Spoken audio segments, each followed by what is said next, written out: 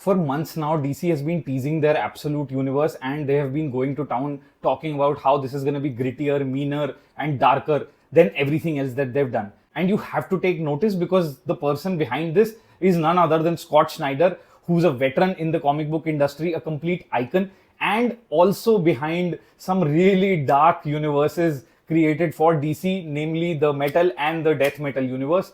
So when somebody like him is behind the absolute universe, you know it's gonna get darker, grittier. But how dark can you get from what he's already done? That's what I wanted to figure out. All of this is part of the All In initiative. It's finally here. The beginning of this month was when Scott Snyder and DC released the one shot called DC All In. So the one shot kicks off this absolute universe for DC. Now we finally have the first Batman issue out in the absolute universe. Absolute Batman issue 1 is out. And I had been telling myself that I'm not gonna go ahead and buy single issues because it's very few pages and they don't last you and all of that, and you then have to wait for a very, very long time. I'd rather wait for a few volumes to stack up and then buy the deluxe. But I gave in because I read some fabulous reviews. And guys, this is phenomenal, breathtaking stuff. This is landmark stuff in the age of comic books. Absolute Batman is mind-blowing. Single issues are anyway very hard to find in India. I don't think they're officially released here. So I had to go ahead and buy this on Kindle. Here is the Absolute Batman. Here you go, here you go. Can you look at that costume? Phenomenal costume. And look at the cape. Look at these. The claws. That's the cape, guys. That's the cape. The claws are part of the cape. It's almost like the bat wings, which get stuck in to anybody who messes with this Batman. And you have some really fantastic fighting scenes in this. Scott Snyder enjoys this. I can really tell he loved doing this because you can tell when you read this that he's playing with you. As this comic book starts off, you see this guy on a motorcycle who's talking about entering Gotham, and this is another time that he's in Gotham and he's remembering all the previous time and how Gotham has changed over the years. And you can tell from the voiceover that it's Bruce. It is very reminiscent of Batman Year One.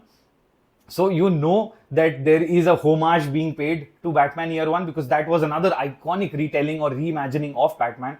And this 22 years later or something like that comes Absolute Batman, and you know Scott Snyder is paying homage by starting this off like this.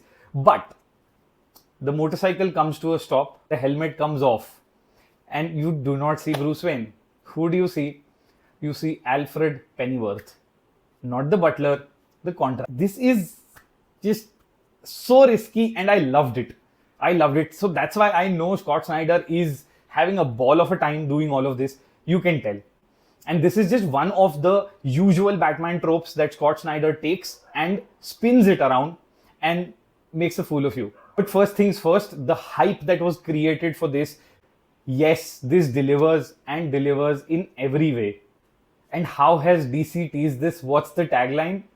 Without the mansion, without the money, without the butler, what's left is absolute darkknight. That, in a nutshell, is what this comic book is all about. It's the first issue, so obviously there is a lot of introduction that is happening to the character, to the universe, to the world building overall, and what conditions Gotham is in. Different characters they are introduced, and you really are trying to understand the dynamics of this new world that is being established here. And it is one of the most fun things to do in a retelling, that you're trying to see how these pieces are gonna fit in once again. Because it's like a jigsaw puzzle that you knew how it looked. Somebody's broken it apart and is picking it up and fixing it piece by piece. Jigsaw puzzle may not be the right example. It's really Lego. Yeah, because jigsaw puzzle fits in only one way. Lego can fit in many different ways. I've seen the Thanos Infinity Gauntlet being turned into a toilet seat as well. It's really Lego because you're breaking this apart and putting this back piece by piece, but in a very novel, very new way. Yes, this edition of Batman is darker, grittier, meaner, all of this, because the world is like that. Gotham is in turmoil, even though it usually is always in turmoil, but it's far gone beyond what you would have seen in any other place.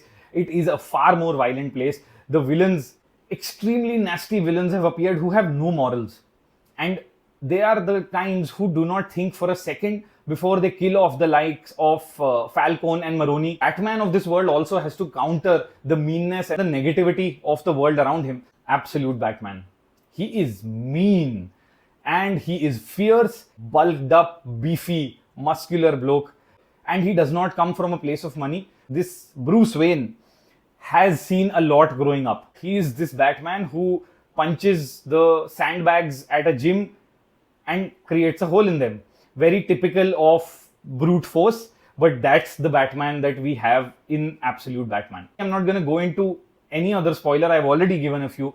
The biggest difference from any other darker or violent universe that has been created in the past and this is the fact that Scott Snyder and Nick Dracota do this with so much sincerity. It's not like that they are enjoying the violence. They're enjoying playing with the audience. That's a completely different scenario because they're playing on the usual tropes of Batman, but they're not playing with the feelings of the characters or of the audiences.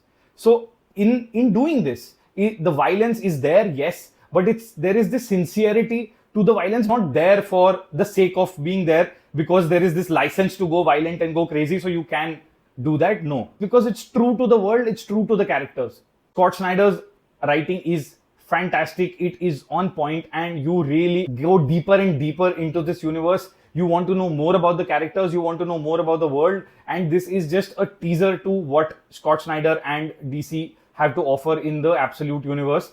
I'm really hopeful there is more brilliant stuff to come. Not to forget the art in this. There are so many panels that I want to show you guys, but it will just not be fair that I let out these panels on this video. I'd recommend that you guys, whenever you get a chance to own this, go ahead and own it. If you can get a physical copy, if you can manage to get hold of a physical copy of issue 1, kudos to you. Otherwise, like me, wait for the compendium whenever that comes out. In short, Absolute Batman is legendary comic book stuff. It does not get better than this. I am so looking forward to the rest of Absolute Universe from DC, but especially the storytelling for Batman.